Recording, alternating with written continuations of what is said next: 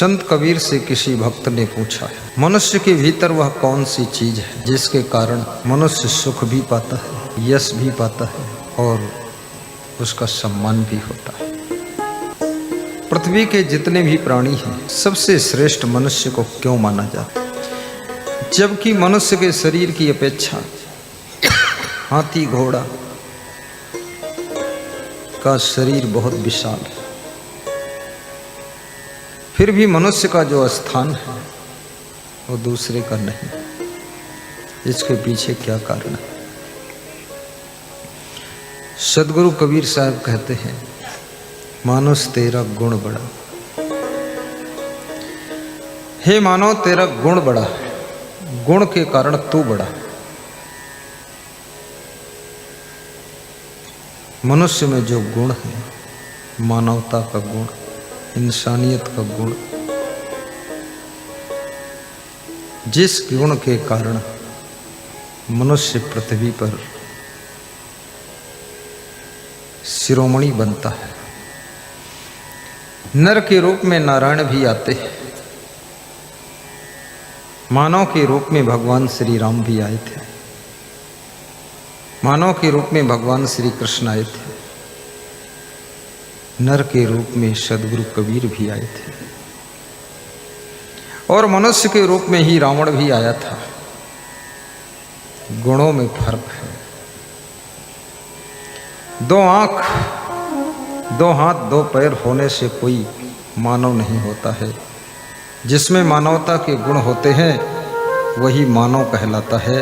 जो विशेष मानवीय गुणों से सुसंपन्न हो जाता है वो महामानव कहलाता है। जो दैवी गुणों से संपन्न हो जाता है वो देव मानव कहलाता है। विचारक कहते हैं कि गुण के ग्राहक सहस्र नर, बिन गुण लहाई न कोई। जैसे कागा कोकिला शब्द सुने सब कोई। कौवा और कोयल का रंग एक जैसा है।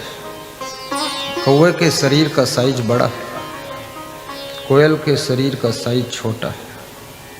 परंतु कोयल जब बोलती है तो उसके पीछे लोग दोहरा कर बोलते हैं और ध्यान लगा कर सुनते हैं। और कौवा जब बोलता है पत्थर का टुकड़ा उठाकर लोग मार देते हैं। ऐसा क्यों होता है?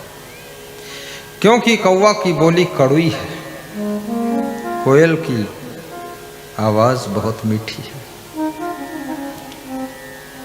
एक दिन कोयल ने कौवा से पूछा, चाचा जी, लोगों की छत की मुंडेरी पर बैठते क्यों नहीं हो?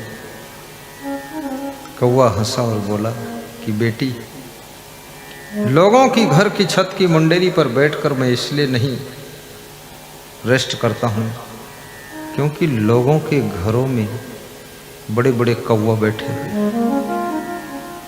अरे बड़े बड़े कौवा बैठे, कौन कौवा? बोले स्त्री भी कौवा है, पुरुष भी कौवा है, पति पत्नी भी कौवा है, बाप बेटा भी कौवा है और दिन भर कांव कांव कांव कांव लगा रहता है। इन बड़े बड़े कौवा के बीच में हम छोटे की कौवा की क्या औकात वहां बैठे हैं।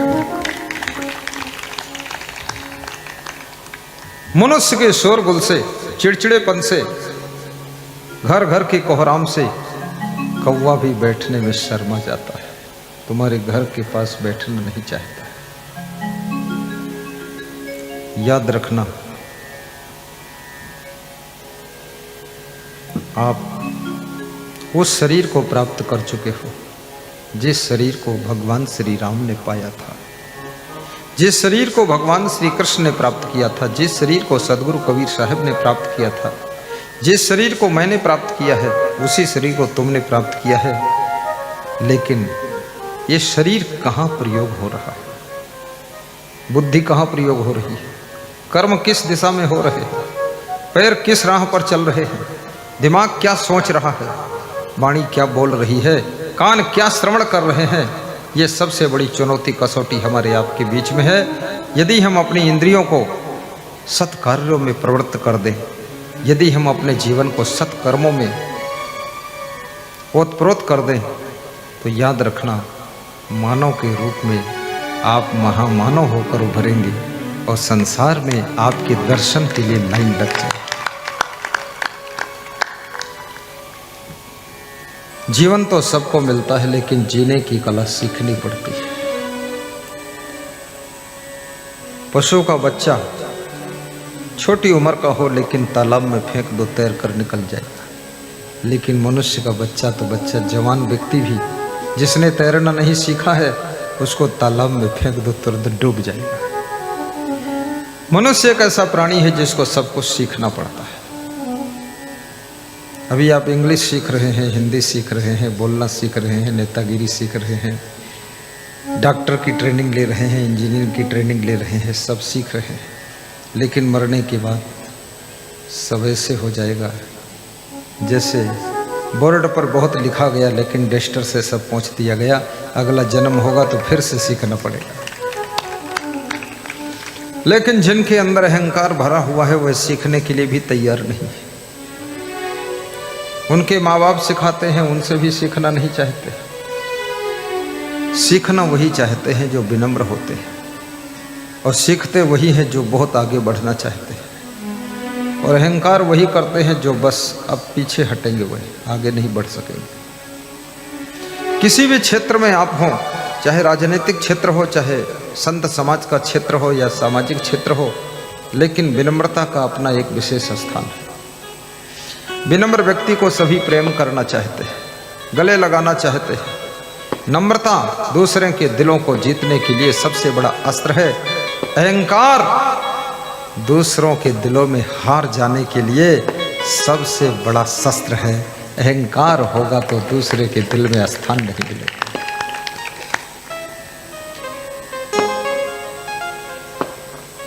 सरल बनो, शीतल बनो, कोमल बनो, निर्मल बनो।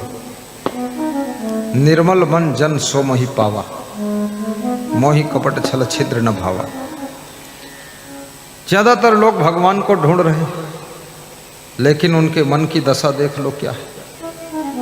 निर्मल मन तो छोड़ो, निर्मल खान पान भी नहीं है, निर्मल रहन सहन भी नहीं है, निर्मल चाल चलन भी नहीं है, निर्मल बोल चाल भी नहीं है, आचार विचार में भी निर्मलता नहीं है। भगवान कहाँ से मिलेगा?